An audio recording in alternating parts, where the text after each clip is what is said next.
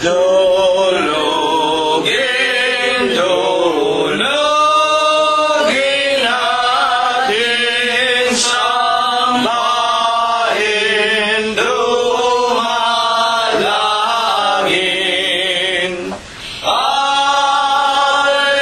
Alleluia, Alleluia, Diyos na hawain. Angeles sa taasan, nagpupuri-purin. Halina mga kapatid sa templo ng amang Diyos. Alleluia, Alleluia, Diyos purihin, purihin.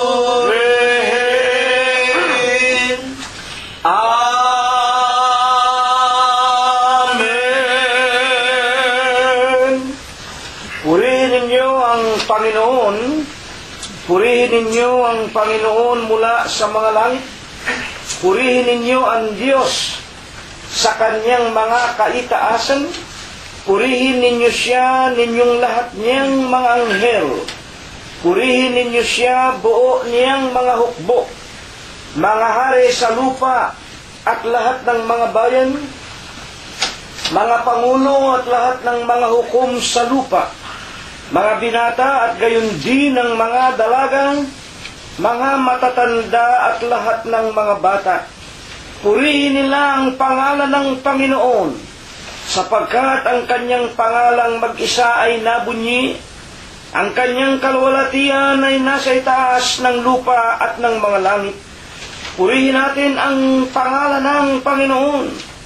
Magsiawit tayo sa Diyos ng mga bagong awit at ng kanyang kapurihan sa kapisanan ng mga banal, sapagkat ang Diyos ay nalulugod sa kanyang bayan. Kanyang pagagandahin ang kaligtasan ng mga maaamo. Purihin natin ang pangalan ng Panginoon. Purihin natin ang Diyos sa kanyang santuaryo. Purihin natin siya sa langit ng kanyang kapangyarihan. Purihin natin ang Diyos dahil sa kanyang mga makapangyarihang gawa. Purihin natin ang Panginoon ayon sa kanyang marilag na mga kadakilaan at purihin ng lahat ng mga bagay na may hininga. Purihin nila ang pangalan ng Panginoon. Amen. Amen! Magpapasimula na po tayo. Awitin po natin ang bilang 33 sa atin pong mga himnaryo. Kung ang buhay mo tunay na sabag, wag kang malupay-pay lagi sa pagtawag kay Kristo. Jesus mo isakdal ang lahat. Siya ang papawi sa lahat mong hirap. Wag man lupay-pay ang iyong puso, sapagkat nasa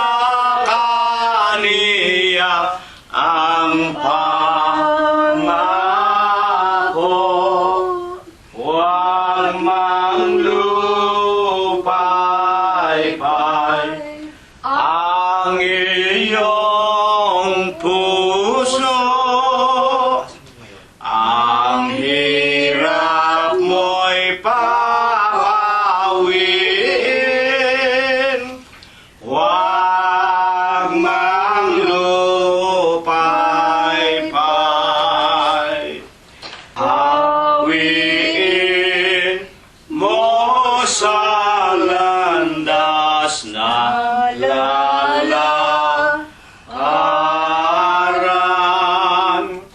Ang taglay mong ligalig sa iyong buhay. Si Kristo Jesus ang iyong kaligtasan,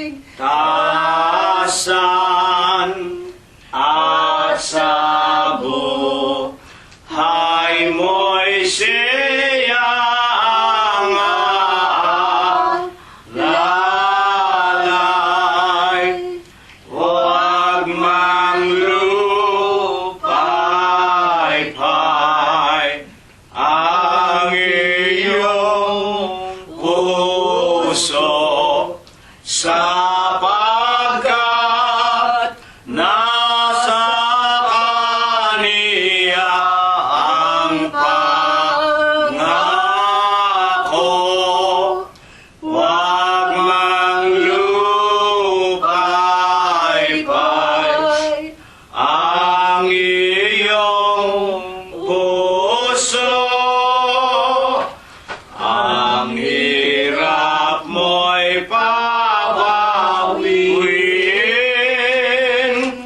Huwag mang lupay-pay. Buhay mo man ay nalulugmok sa sala. Huwag kang malulungkot, huwag kang mabalisa. Kay Kristo Jesus lamang tayo umasa. Siyang sa ating magliligtas sa dusa. Huwag mang lupay-pay ang iyong puso, sapagkat nasa kaniya ang pangako. Huwag mang lupay-pay ang iyong puso. Ang hirap mo'y papawiin. Huwag mang lupay-pay. Patuloy po nating papurihan, sambahin at luwalhatiin ang ating Panginoong Hesus Kristo. Numero 14 po naman sa ating mga imnaryo. Kapatid kong mahal, wag mong ikalungkot ang mga bigati at mga pagsubok. Alalahanin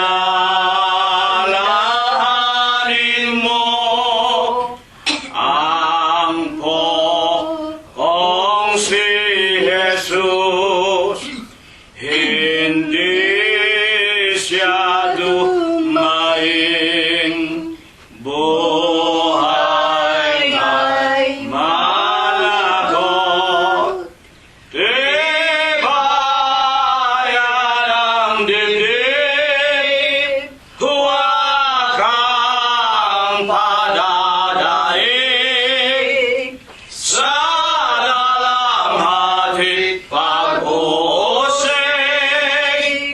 sa Diyos umibig.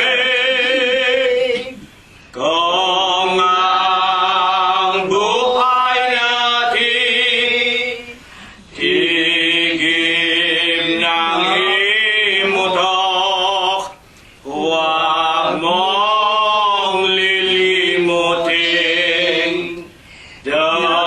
Dumulog kay Jesus, di ka babayaan sa dusa'y malugmok na ang asahin mo ay maitaguyod. Tibayan ang dibdib, huwag kang padadaig sa dalamhati't pag-usig sa Diyos umibig. Dakilang Panginoon po naming Diyos, Amang banal na lubha kapong kagalang-galang, Ikaw po ay Diyos na sadya kapong kapita-pitagan, nag-iisa kapong Diyos na buhay, Ikaw po ang may-ari, Ikaw po ang lumalang ng lahat ng mga bagay, Ikaw po ang Diyos na tunay, na pinakamakapangyarihan ka po sa lahat.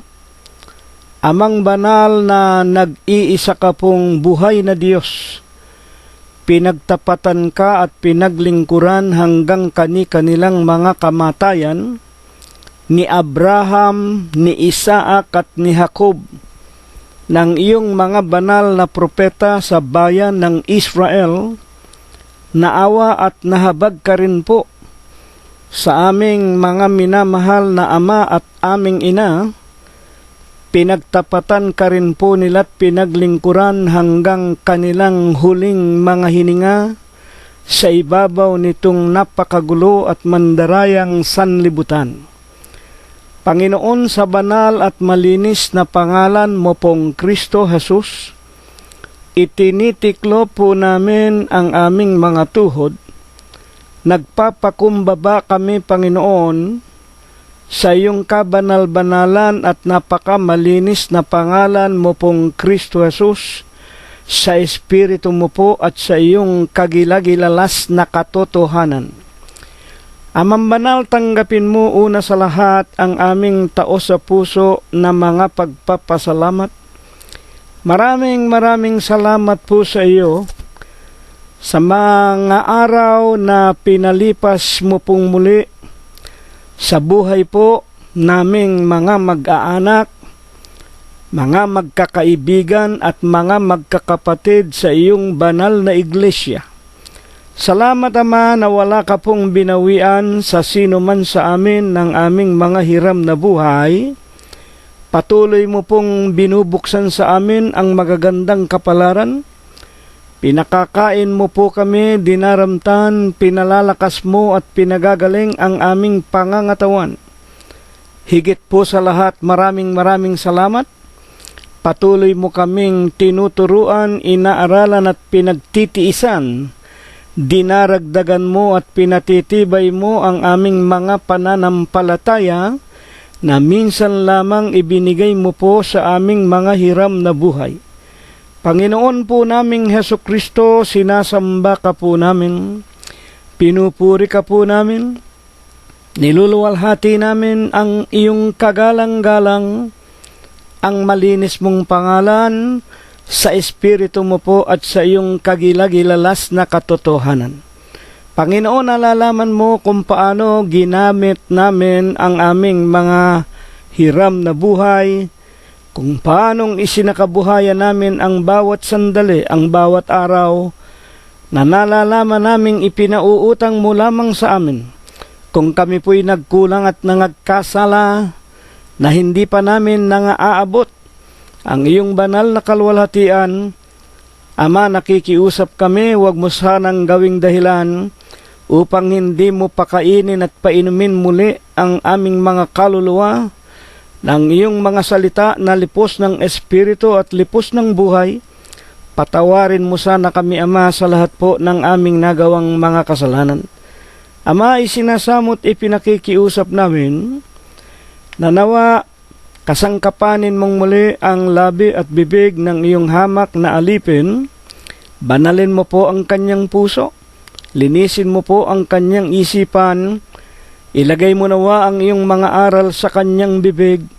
At kung ito po ay dumating sa amin at mapakinggan ng lahat ng kinauukulan, bigyan mo nawa ng bisat kapangyarihan, makapagbigay sa amin ng kaliwanagan, maisakabuhayan namin, kami pong lahat ay magsisampalataya, makapaglingkod sa iyo, Panginoon, hanggang ikalawang pagparito mo po sa ibabaw nitong magulo at mandarayang sanglibutan. Ipinagpapasalamat din po namin sa iyo ang lahat ng aming mga kabyak ng puso, ang aming mga anak, mga manugang, mga po, kasangbahay, kaibigan at mga kapatiran. Maraming salamat po at dalangin namin, patuloy mo nawa kaming lahat na ingatan at pakapagpalain at lagi mo nawang pagbubuksan kami ng magagandang pintuan ng mga kapalaran. Idinadalangin din po namin sa iyo ang loob at labas ng aming mga tirahan, mga sasakyan at mga mumunting ari-arian, mga halamanan at mga hayupan. Sana po'y tulungan mong mapalayo rin naman sa sunog sa lindol, malalakas na ulan, mga baha at daluyong kamay ng pamahalaan, mga digmaan, mga magnanakaw, at sa napakaraming mga masasamang tao na naglipa na sa ibabaw nitong sanglibutan. Panginoon naming Hesus, lubos din po ang aming pag-asa, ang aming mga pagdalangin, na nawa po ang marami ng sa ami patuloy nang nagsisitanda, nanghihina at nababatid naming malapit na rin ang aming mga pagtulog sa aming mga libingan, datapwat humihingi kami ng kahabagan sa iyo. Habang kami po'y nakikinig ng iyong mga salita, hipuin mo po kami, pagalingin mo po ang aming lupang katawan, palakasin mo po, Panginoon, dagdagan panawa kami ng maraming mga araw, hindi para gugulin sa mga kalikuan at kalayawan, kung hindi masulyapan mo, Ama. Ginugugol namin sa paglilingkod sa iyo ng buong puso, buong isip at ng aming buong buhay. Pangunahin nga, Panginoon, na iyong pagagalingin pat palalakasin ang iyong hamak na alipin. Gayon din po ang aking kabyak, si kapatid na Rosita, si kapatid na Prospero at Glenda, si kapatid na Concepcion Tenedero. Maawat mahabag ka rin po kay kapatid na Ekspektasyon at kapatid na Rogelio at kapatid na Mirna. At kami po'y nananalig at sumasampalatayang tatanggapin mo po ang aming maigsing panalangin. Ito po ang iyong ibabasbas, ibebendisyon sa aming lahat sa pangalan mong Diyos Kristo Jesus, nag-iisa po naming tagapagligtas. Amen. At ngayon po, tawagin na po natin ang ating mga kasangbahay. Kunin na rin po natin ang ating mga banal na kasulatan. At tayo po ay magpapasimula na ng pag-aaral sa banal na paksa na sa atin pong paniwalaan o hindi. Ito po ang isinaayos ng Panginoong Hesus sa kanyang kaharian sa langit upang ituro sa atin, katulad sa isang masarap na pagkain ng ating kaluluwa, katulad ng isang malinamnam na inumin ng ating mga kaluluwa upang tayo po'y mabuhay na may kapayapaan sa kanyang banal na harapan. Buksan po natin ang ating mga Biblia sa Deuteronomio, Kapitulo 31 at versikulo 6. Sa Bibliang Ingles ay akin pong babasahin. Be strong and of a good courage. Fear not, nor be afraid of them, for the Lord thy God, He it is that do good with thee. He will not fail thee, nor forsake thee. Sa Tagalog po, kayo ay mangagpakalakas, mangagpakatapang. Huwag kayong matakot. Huwag kayong mangilabot sa kanila. Sapagkat ang Panginoon mong Diyos, siyang yumayaon na kasama mo, hindi ka niya iiwan, ni pababayaan ka niya. Maliwanag po ang ating paksa kahit na po sa English na pinanggalingan at kahit na po sa Bibliang Tagalog, iisa po ang ibig na pakahulugan. Magpakalakas tayo, magpakatapang. Huwag tayong matatakot, huwag tayong mangingilabot sa kanila. Dito po ang Panginoon Diyos ang nagsasalita at meron pong kinakausap na mga tao. Magpapakalakas daw at magpapakatapang, huwag matatakot o mangingilabot sa kanila. Meron pong tinutukoy na katatakutan, kakikilabutan, at dito po maliwanag ang itinuturo. Hindi po tayo dapat matakot kung tayo man ang kinakausap dito ng Diyos. At kung bakit nga po, ang Panginoon Diyos, yumayaon na kasama mo. Kasama daw natin. At hindi ka niya iiwanan o pababayaan ka man.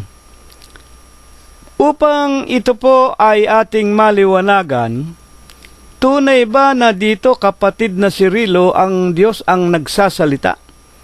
At sino ang kanyang kinakausap? Pinagbibilinan, huwag matatakot, huwag mangingilabot sa kanila, at huwag matatakot sa kanilang mga pangtakot. Hayaan natin ang Biblia na pinanggalingan ng ating paksa sa Deuteronomio din naman. Sino nga po baga ang sa talatang ito ay nagsasalita? At sino po baga ang kinakausap? At bakit? Deuteronomio 1:1. Ito po, unang bahagi. Ito ang salita na sinalita ni Moises sa buong Israel sa dako roon ng Hordan sa ilang. Ang ibig pong ipakilala, ito ay salita nagmula sa Panginoong Diyos na sinalita ni Moses, hindi po para sa lahat ng tao, kung hindi po para lamang sa kanyang sariling bayan, sa bayan ng Israel. At alam natin, ang Israel, hindi ko na hahalungkatin pa ang Exodus. Ang Israel, ito po ang bansa, bayan na ipinakikilala ng Biblia, bayan na sarili ng Diyos. Ang Israel na ito ang ipinangako ng Diyos kay Abraham na kanilang ninuno. Alam natin, ang pinanggalingan ng Israel, si Abraham. Kaya nga kung tawagin ng Biblia ang Panginoon Diyos ay Diyos ni Abraham. At magmula kay Abraham ay lumabas si Isaac. Nagpatuloy po ang ugnayan ng Diyos ni Abraham at ni Isaac. Tinatawag din naman ang Diyos ni Abraham, Diyos ni Isaac, at lumabas kay Isaac si Jacob. Tinatawag din po ang Diyos ng Biblia, Diyos ni Abraham, ni Isaac, ni Jacob, at katapus-tapusan, Diyos po ng Israel. At alam natin, binihag ng Paraon, sa loob ng 400 taon, inalipin, binusabo sila, at inilabas sila ng Diyos sa pamamagitan nga po ng pagkasangkapan kay Moses. Kilala natin kung sino si Moses. At sa paksa natin ngayon, ang literal na nagsasalita sa bansa ng Israel ang lalaking si Moses, ngunit ang mga sinasalita ni Moses ay galing sa Diyos. Ipagpatuloy po natin ang Deuteronomio Kapitulo 1, versikulo 8 po naman. Narito aking inilagay ang lupain sa harap ninyo. Sabi ni Moses, inyong pasukin at ariin ang lupain na isinumpa ng Panginoon sa inyong magulang, kay Abraham, kay Isaac, kay Jacob, na ibibigay ng Panginoon sa inyo o sa inyong mga lahi pagkamatay nila. Pagkamatay ni Abraham, ni Isaac at ni Jacob, merong lupain na ipinamana sa kanila at yung lupain na yun ang lupain na binubukala ng pulot at ng gata. Sa ikapagpapatuloy ng ating pag-aaral, pagkatapos na maunawaan natin, ito pala ay mga salita ng Diyos na ipinasalita ng Diyos sa kanyang bansa na Israel. Ito pong ating paksa para po lamang sa mga Israelita. Hindi po kasama rito ang iba't ibang bansa sapagkat alam naman natin, isa lang ang bayan ng Diyos, ang Israel, maging nung panahon pa ng matandang tipan. At sa Deuteronomio 31:1, at si Moses ay yumaon at sinalita ang mga salitang ito sa buong Israel. Ano ang ipinag-uutos ng Diyos? Sabihin mo, Moses, sa Israel na aking bayan, sa 30 at Kapitulo 20 ng Deuteronomio din po. Ano ang utos ng Diyos? Na inyong ibigin ang Panginoon mong Diyos, na sundin ang kanyang tinig at lumakip sa kanya, sapagkat siya ang iyong buhay at ang kalaunan ng iyong mga araw, upang matahanan mo ang lupain na isinumpa ng Panginoon sa iyong mga magulang, kay Abraham, kay Isaac, kay Jacob, na ibibigay sa kanila. Ipinaalaala po. Sabihin mo, Moses, na kung susundin ninyo ang palatuntunan, ang salita, ang utos ng Diyos, na alam naman natin, yung mga utos na yun, ng Diyos na yun, unang ibinigay sa 2 tapyas na bato. Alam natin, huwag kang magkakaroon ng ibang Diyos maliban sa akin. Ako ang Panginoon mong Diyos na naglabas sa iyo sa pagkaalipin sa kamay ni Paraon sa Ehipto. Sa Exodus Kapitulo 20, versikulo 1 hanggang 5. Ipinapaalaala sa atin ng Diyos. Huwag kayong gagawa ng anumang larawan ng nasa langit, nasa lupa, nasa ilalim ng tubig. Huwag ninyo silang yuyukuran o paglilingkuran man. Akong Panginoon yung Diyos ay lubos na mapanibughuin. Dinadalaw ko ang katampalasanan, ang kalikuan, ang kasalanan ng mga magulang hanggang sa ika-4 na salin ng kanilang mga lahi. Sumpa ng Diyos kapag hindi natin sinunod o kapag hindi sinunod ng mga Israelita ng kapanahonang yaon. At ang wika pa man din dito, para lumaon ang iyong mga araw. Sa makatwid, pag ang tao pala, lumiko ng landas, hindi na sumunod sa utos ng Diyos, nagiging maiksi ang buhay niya sa balat ng lupa.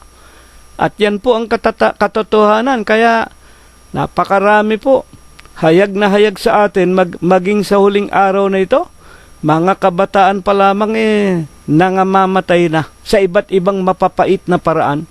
31:2 ng Deuteronomio, at kanyang sinabi sa kanila, ako'y may 100 taon na at 20 sa araw na ito. Kaarawan pala ni Moses, nang banggitin niya ito, nang utusan siya ng Diyos. Ako'y kay 120 anyos na.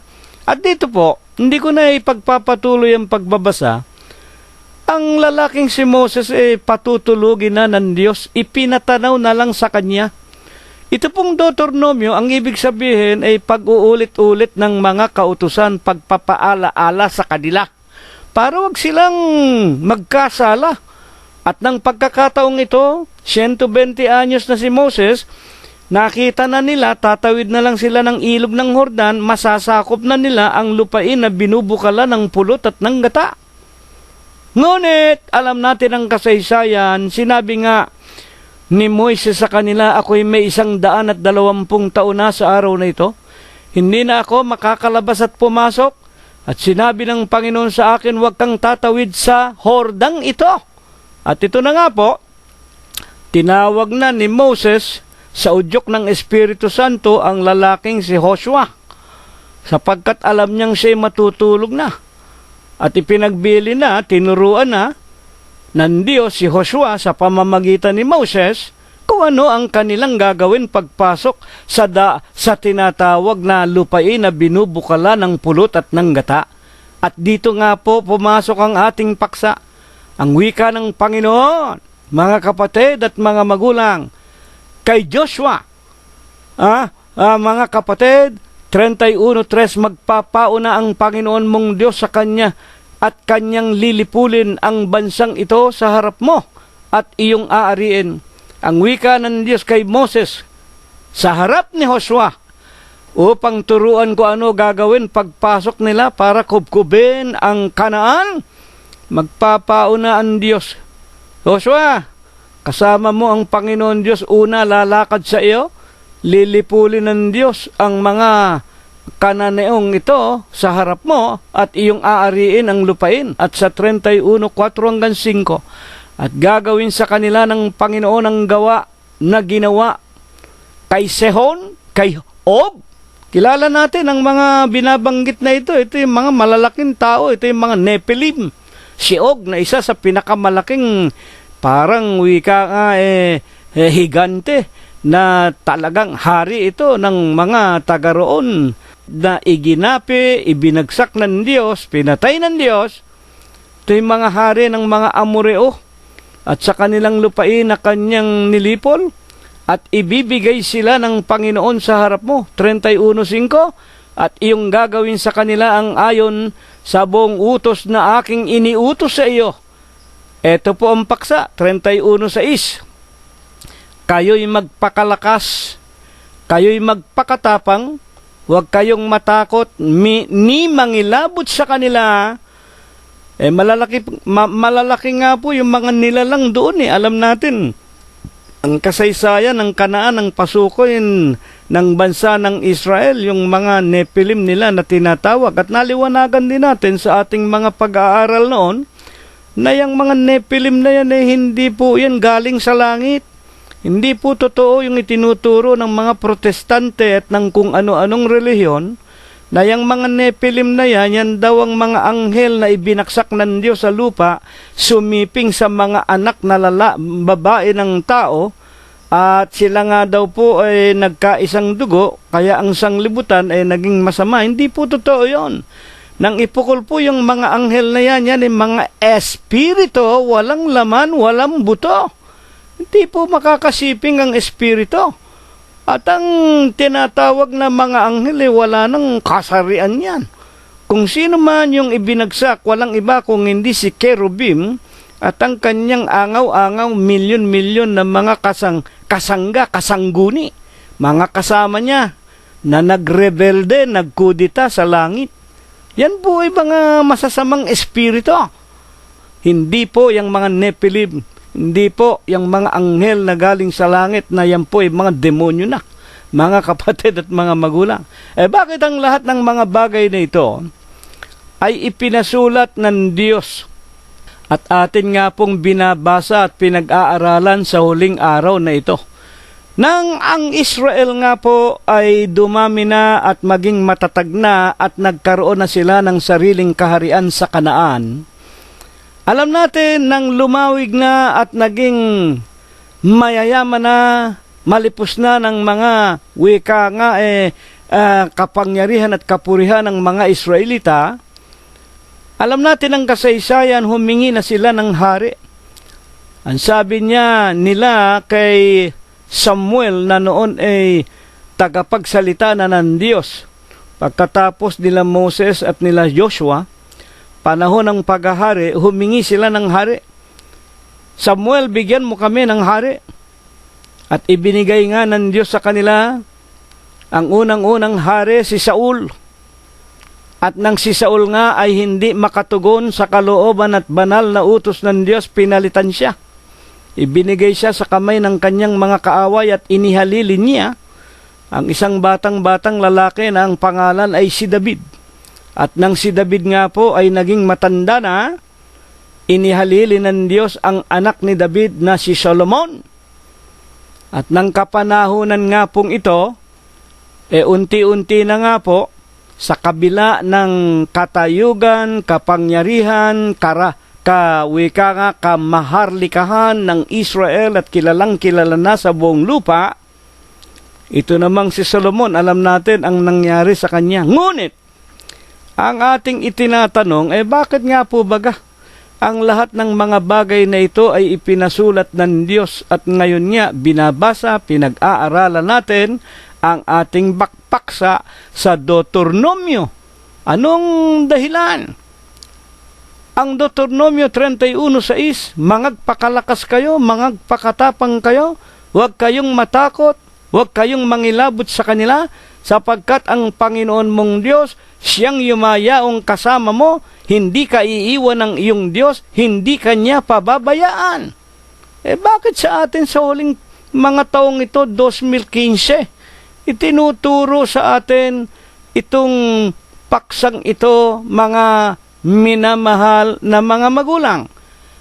Buksan natin ang sinasabi ni Haring Solomon, Unang Hari 8:60, upang maalaman ng lahat na bayan sa lupa na na ang Panginoon ay siyang Diyos, walang iba maliban sa Diyos. Ayon po kay propeta o kay Haring Solomon, para malaman ng lahat ng bayan sa lupa, 2015 na ngayon, hanggang ngayon para malaman natin na walang ibang Diyos maliban kanino? Sa Diyos ni Abraham, Diyos ni Isaac, Diyos ni Jacob, na nagsabi sa kanyang sariling bansa nang sila'y lulusong na, tatawid na ng ilog ng Jordan para pasukin na at angkinin ang lupain na binubukalan ng pulot at ng gata. Huwag kayong matakot, huwag kayong mangilabot, huwag kayong matakot sa kanilang mga pantakot. Ako isa sa inyo. Hindi kita pababayaan ang wika ng Panginoon sa kanyang bansa, sa kanyang sariling bayan. Ano nga ang pinakapunong dahilan? 8:61 ng Unang Hari, kaya't maging sakdal nawa ang inyong puso sa Panginoon nating Diyos, na magsilakad sa kanyang mga palatuntunan at ingatan ang kanyang mga utos gaya sa araw na ito. Ayan po.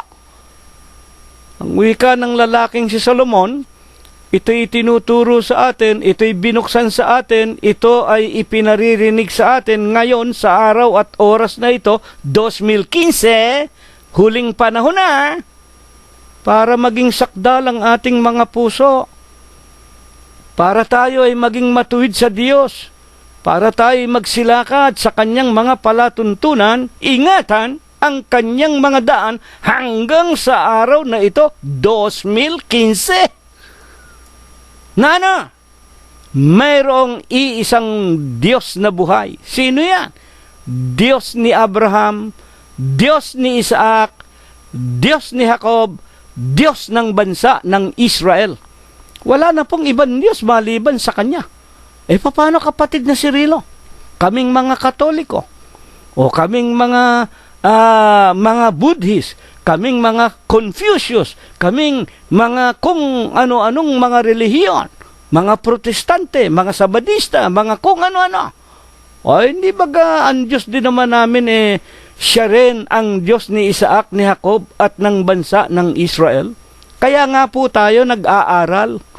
Kaya nga ibinangon ito para tayo ay matuto, para tayo maging sakdal. Unang Hari 8:61, para hindi tayo lumiko sa lakad, kautusan, palatuntunan, at para maingatan natin ang utos ng Diyos na walang ibang Diyos maliban sa Kanya. 32:27 ng Jeremias, narito, ako ang Panginoon, ako ang Diyos ng lahat na tao, may anumang bagay ba na totoong mahirap sa akin? Kami po, hindi naman kami humahatol Hindi naman namin sinasabi sa inyong kayo papunta sa impyerno o ang Diyos ninyo ay ibang Diyos.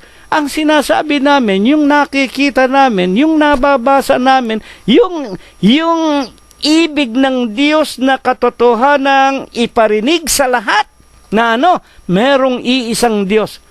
Sino yan? Diyos ni Abraham, Diyos ni Isaac, Diyos ni Jacob, Diyos ng bansa ng Israel. At maliban sa Kanya, wala nang iba pa. Kung yun ang gusto ng Diyos, may magagawa ba kami? May magagawa ba kami? At kahit ba sabihin namin sa inyo, huwag na kayong dumyo sa inyong mga papa sa Roma, susundin ba ninyo kami? Kung sabihin ba namin sa inyo, si Birhen Maria hindi Diyos? Kung sabihin ba namin sa inyo, si Lorenzo Ruiz Diyos-Diyosan? Kung sabihin ba namin sa inyo na ang araw ng Sabat ay hindi na ipinag-uutos ng Diyos para gawin pang banal at yan ay kapaimbabawa na ang pagbabawal sa inyo ng pagkain ng karne na ito'y mga aral na't utos ng mga demonyo. Makikinig ba kayo sa amin? Hindi po kami humahatol. Yan na lang ang sinasabi ninyong lagi sa amin Nananakit kami ng damdamin, naninira kami. Bakit kami maninira? Bakit kami mananakit ng damdamin? Ano ba ang ipapakinabang namin? Ano ba ang tatanggapin namin sa inyo kung tanggapin ninyo ang katotohanan? Wala! Hindi naman namin kayo binibentahan ng kung ano-anong, hindi naman kami nagtinda ng Birhen Maria. Estatwa ni Santo Niño. Hindi naman namin kayo inutusan na umabuloy kayo sa amin, tulungan ninyo kami sa pagpapatayo ng aming kapilya o katedral. Wala namang kaming kapilya, wala namang kaming katedral. Sapagkat ang Diyos ay hindi tumitira sa mga gusali na ginawa ng kamay ng tao. Kaya walang halaga sa amin yung mga Colosseum ninyo, yung mga cinema ninyo, kung ano-anong kalokohan. Ang lahat ng yan material na susunugin ng Diyos ay ikalawang pagparito. Ang itinuturo namin sa inyo katulad ng ating paksa, huwag kayong matakot sa kanila. Huwag kayong mangilabot sa kanila. Huwag kayong matakot sa kanilang mga pantakot. Kailan ba dumarating yan? Hindi ba sa huling araw na ito maraming mananakot? O hindi ba nakakita tayo dyan, napakinggan natin, nakita natin sa telebisyon, sa balita, sa dyaryo, sa radyo? O isang relihiyon na yun mismong kapatid, yun mismong ina, nagsasabing, hinostage kami. Maawa kayo, ipanalangin ninyo ang mga ministro nawawala. Salapian na po, salapian na po. O hindi ba yun katatakutan? Anong wika ng ating paksa? Huwag tayong matakot sa kanila. O hindi ba yung mga membro idinidimanda, ikinukulong? Inaakusahan ng mga bagay na hindi nila ginagawa para maipakulong, para matigil ang bunganga nila sa pagsasabi ng katotohanan. Yan ang dahilan kung bakit ibinangon ng Diyos ang paksang ito. Kung paanong ng kapanahunan ng bansa ng Israel, maraming kaaway na haharapin ang kanyang mga anak. Pinagsabihan niyang huwag kayong matatakot sa kanila, huwag kayong mangingilabot, ni matatakot sa kanilang mga pantakot. Ako na Diyos ni Abraham, ako na Diyos ni Isaac, ni Jacob, magpapaunang kasama ninyo. Ipagkakaloob ko sa inyo ang lupain na binubukala ng pulot at ng gata, na kung sa kapanahunan ngayon, kayong mga ministro ng mga relihiyon ninyo, katulad ng iglesia ng tao, sinabi pa na tinanggalan na raw ng buhay na walang hanggan sa langit, tinanggal na raw lahat ng mga benepisyo, tinanggal na raw lahat ng pakinabang. Anong ibig ituro nito? Yan ang mga kalaban ninyo. Yang mga kasama ninyo mismong nagpapakunwaring ministro ng kaliwanagan, mga sugong anghel, si Kristo'y tao, yung sugo nila anghel. Huwag kayong matakot sa kanila.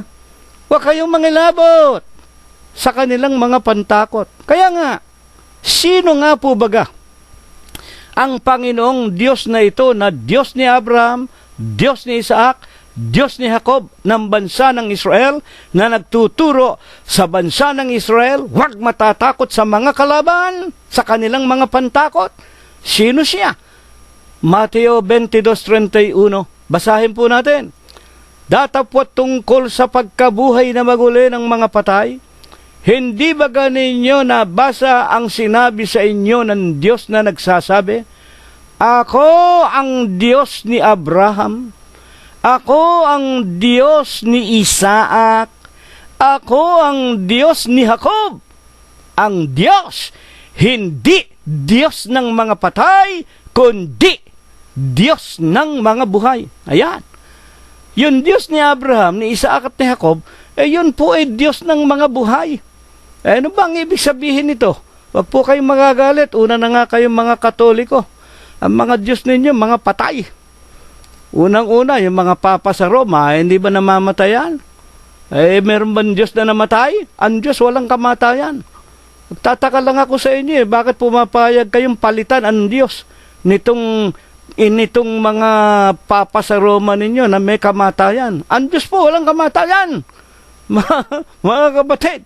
At kung meron kayong mga Diyos na yan ay mga larawan na ng mga tao, banal man, kriminal man, buhay man o patay, yan po ay may mata hindi makakita. Sila po ay may ilong hindi makaamoy. Sila po ay may bibig hindi makapagsalita. Sila po ay may mga kamay at may mga paa hindi makahipo. Kaya nga pagka may tsunami, ano nangyayari? Sila ang inililigtas, hindi yung tao na dapat iligtas ng inyong mga Birhen Maria. O, di ba totoo yan? Mga tagapakinig namin, basahin ninyo ang aklat ng mga awit, Kapitulo 115, magmula po sa 4 pababa. Ang mga Diyos nila ay mga gawa sa pilak at sa ginto. May mga mata hindi makakita, may mga ilong hindi makaamoy, may mga bibig hindi makapagsalita, may mga kamay hindi mga katangan, may mga paa hindi mga katakbo. Bakit? Mga Diyos na mga patay. Huwag kayo magagalit sa amin. Mag-aral tayo, mga kapatid.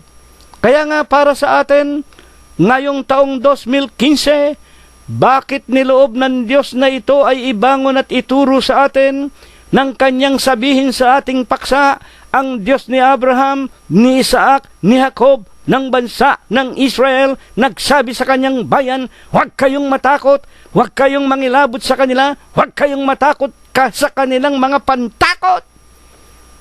Ako isa sa inyo, magpapauna kasama kayo. Ibabaksak natin ang lahat ng mga kaaway na iyan.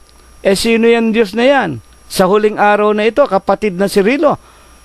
At sino ang pinatutungkulan ng paksang ito sa huling araw? Sino ang mga Israelita sa huling araw na bibigyan din ng tapang, ng lakas ng loob para wag matakot sa mga kalaban, sa kanilang mga pantakot? Kamukayang mga iglesia na nga yan. Sasabihin ng mga demonyong mga obispo ninyo, paghiwalay kayo sa pamamahala niya, hiwalay kayo sa Diyos. Sipin ninyong ninanakawan ninyo ng kapurihan, kapangyarihan at karangalan ang Diyos. Isa lang ang pwedeng magsalita niyan. Yung lumalang ng langit ng lupa, may-ari sa ating mga hininga, na nagdaragdag sa atin ng buhay, nagdaragdag sa atin ng kagaling at kalakasan, na sa pamamagitan niya, nakakagawa tayo ngayon, may lakas, may liwanag ng ating puso't isipan. Sino? Ang Panginoong Jesucristo. Mga kapatid at mga magulang, totoo ba yan? Basahin po muna natin ang unang Korinto, Kapitulo 10, versikulo 11. Ang mga bagay na ito ngayon nangyari sa kanila na pinakahalimbawa, yung nangyari nga sa bansa ng Israel, at pawang nangasulat sa pagpapaalaala sa atin, tayo, 2015 na mga dinatna ng katapusan ng mga panahon, 10:12, kaya't ang may akalang siya'y nakatayo, mag-ingat na baka mabuwal. Bakit nga ito napasulat?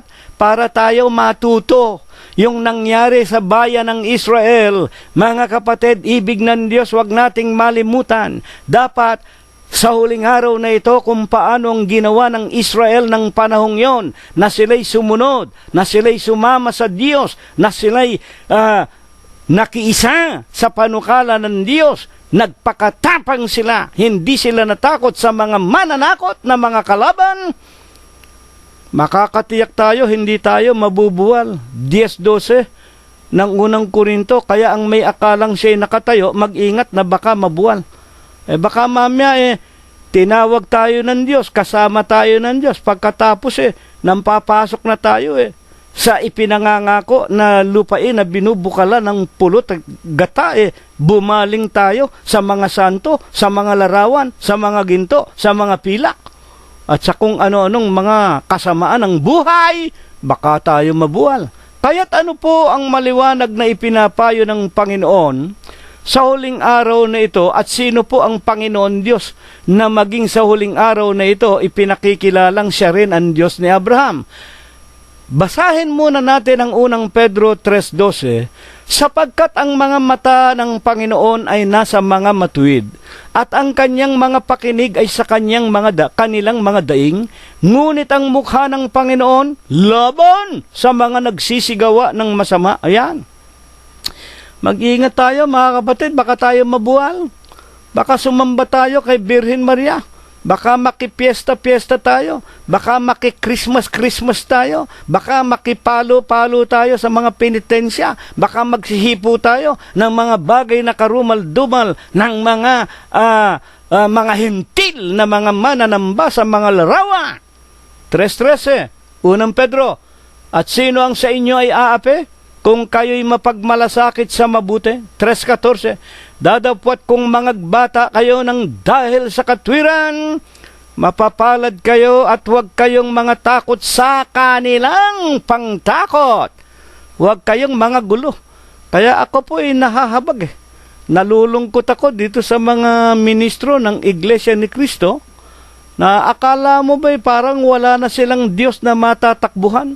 At sasabihin pa nila, ibig po namin hindi po kami lumalaban sa iglesia ni Kristo. Ang nilalabanan po namin, yung mga kasangguni, yung mga leader, yung mga obispo, di pareho rin yun.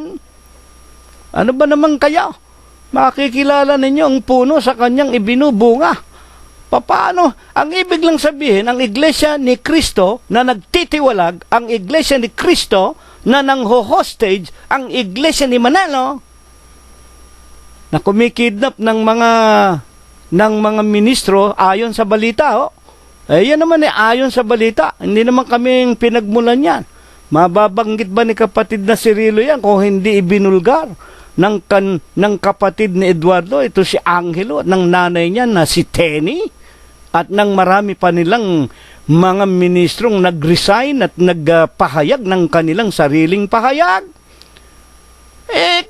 Kaya nga, datapwat kung mangagbata kayo ang wika ni Apostol Pedro 3:14 ng kanyang unang aklat, kung mangagbata kayo ng dahil sa katwiran, mapapalad kayo. Kaya nga sabi ko sa mga tao na yan, mga ministro ni Manalo, huwag kayong malungkot. Huwag kayong matakot na wala ng saysay yung mga iniabuloy ninyong kung ilang pupong taon. Ika po, birthday ng matanda, envelope dito, envelope dyan. Yung pala'y napupunta lang sa kanilang mga bulsa. Ayon kay Angelo, sa lapian na po. Mga kapatid, anong ibig ituro nito? Kundi inyong ariing banal si Kristo. Si Kristo ang ating paglingkuran. Huwag tayong matakot dyan sa mga Manalo na yan. Huwag tayong matakot dyan sa mga kung sino-sinong mga leader na yan. Mga kapatid, kaya ito ibinangon ng Diyos. Huwag kayong matakot sa kanilang pantakot. Na kung hiwalay kayo sa pamamahala nila, hiwalay kayo sa Diyos. Kundi inyong ariing banal si Kristo na Panginoon sa inyong mga puso na lagi kayong handa ng pagsagot sa bawat tao na humihingi sa inyo ng katwiran tungkol sa pag-asang nasa inyo, ngunit sa kaamuan at takot. 3:16, nataglay ang mabuting budhi upang sa mga bagay na salitain laban sa inyo, mga pahiya ang nagsisialipusta sa inyo sa inyong mabubuting paraan ng pamumuhay kay Kristo. Kaya kayong mga iglesia ni Manalo na itiniwalag, kalimutan na ninyo yung iglesia ni Manalo. Wala na po. Yan po ay sa tao. Ganyan din ang ginawa nila sa aming mga magulang ng unang panahon. Itiniwalag nila ng magsaysay ang aming ama nang nakita niyang katiwalian na ginagawa mismo ng kanilang pinaka-obispo. Mga kapatid, ngayon, huling katanungan natin, sino nga po ba itong ating Panginoong Jesucristo na ipinaliliwanag ng mga apostol na kamukha ni Apostol Pedro na lagi na lamang nating ilagak sa kanya kay Jesus na banal, na tumubos ng ating mga kasalanan, ang lahat ng ating mga gawa, mga kapatid, at hindi sa mga taong obispong mga ayon kay Apostol Pablo, nagpapakunwaring anghel ng kaliwanagan, si Satanas. Yung mga obispo na yan, si Satanas yan.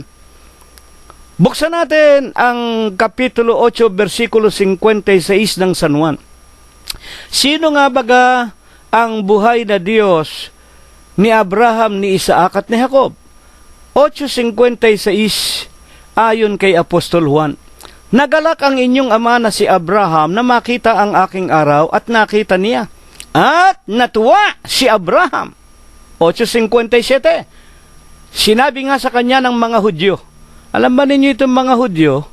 Ito po hindi kinikilalang Panginoong Jesucristo na Diyos Huwag kayong magagalit, mga iglesia ni Kristo, hanggang ngayon nandyan kayo.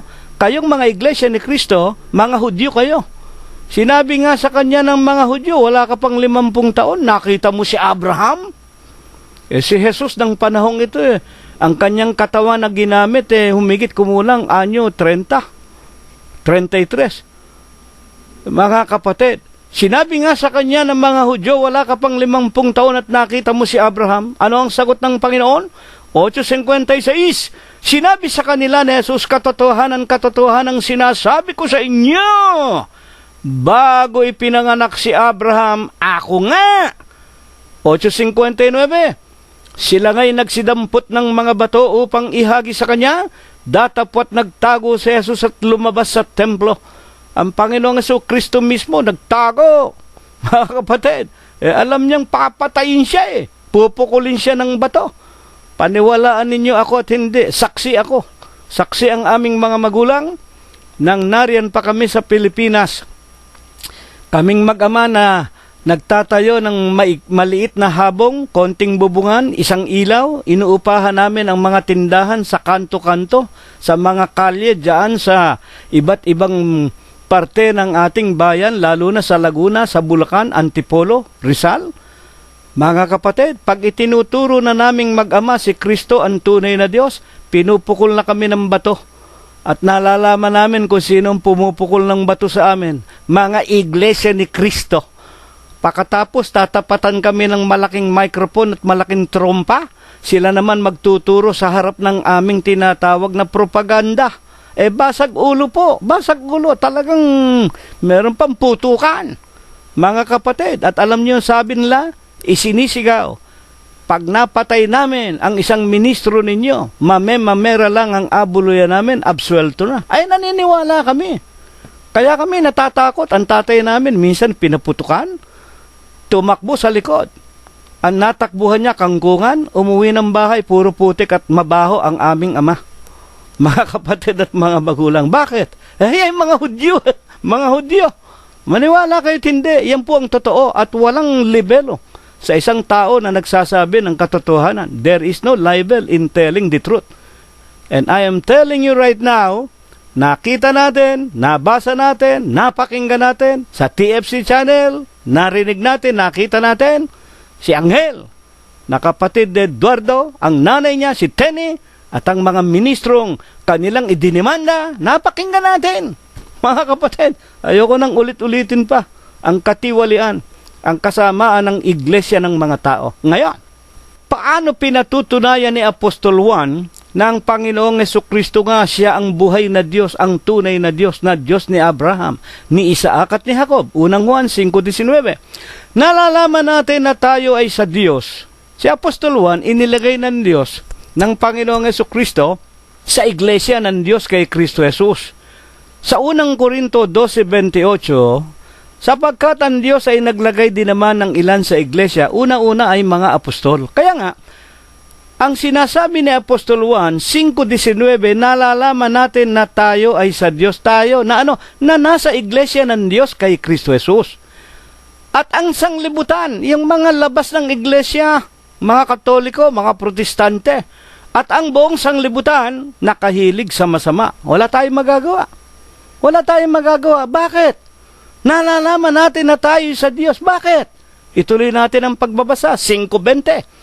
Nalalaman natin na naparito ang anak ng Diyos at tayo'y binigyan ng pagkaunawa upang ating makilala siya na totoo. Sino yan?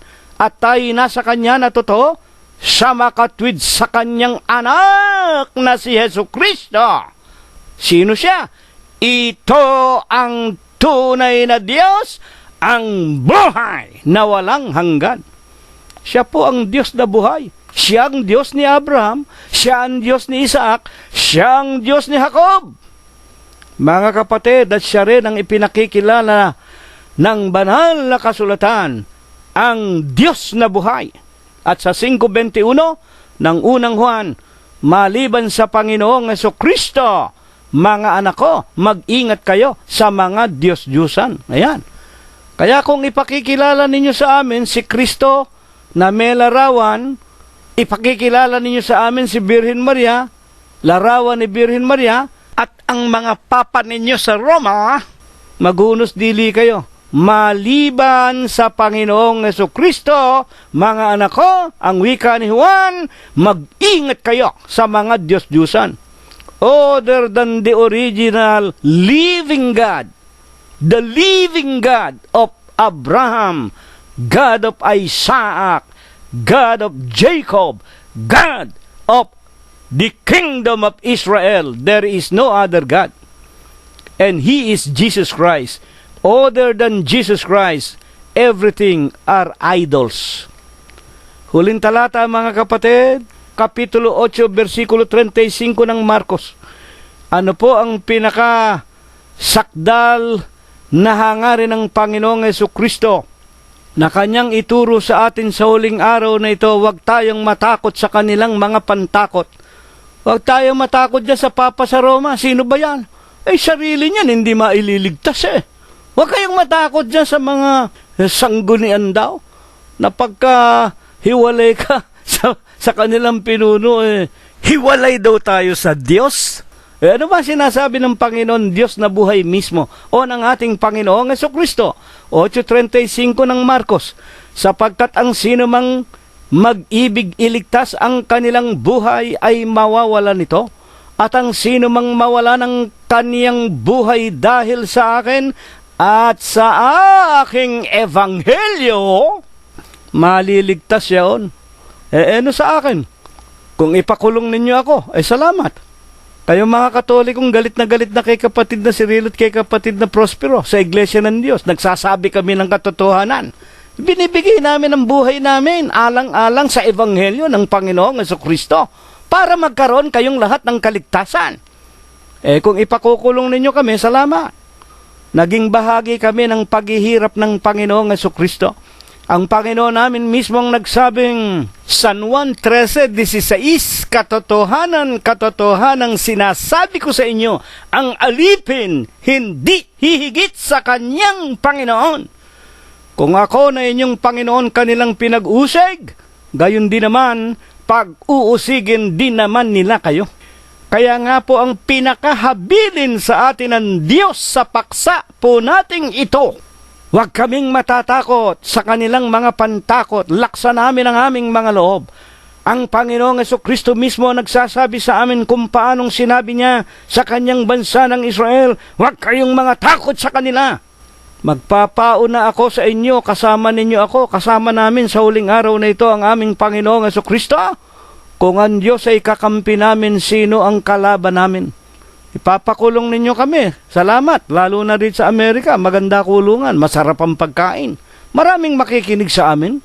Ito'y kaparaanan at kalooban ng Diyos, kamukha ng ginawa niya kay Apostol Pablo at sa iba pang mga apostol. Ipinakulong ng mga hentil na laban sa ating Panginoong Jesucristo. Pero hanggang sa kulungan, nangaral sila ng ebanghelyo ng ating Panginoong Jesucristo At kung kami man ay ipapatay ninyo kamuka ni Dr. Jose Rizal, ipinabaril ninyo sa luneta dahil sumulat sa mga kadalagahang taga-Malolos, sumulat ng no limitangere el filibusterismo.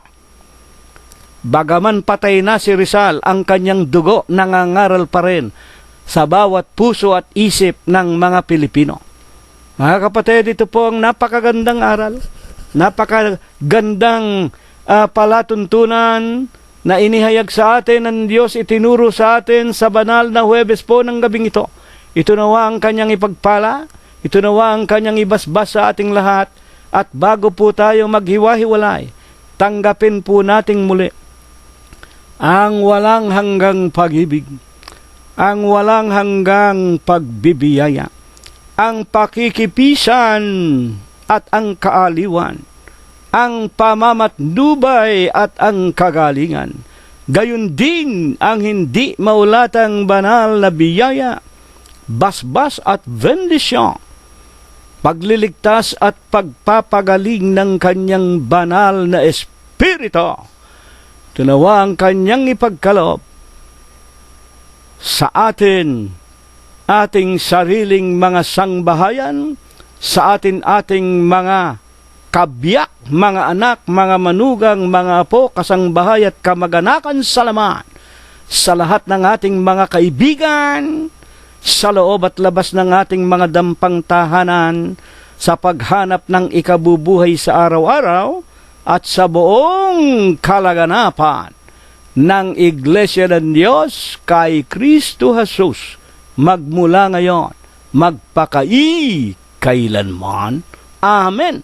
Kapayapaan ang sumaatin mga kapatid, hanggang sa darating na linggo po kung tayo po ay binubuhay pa. Maraming salamat po sa inyong lahat.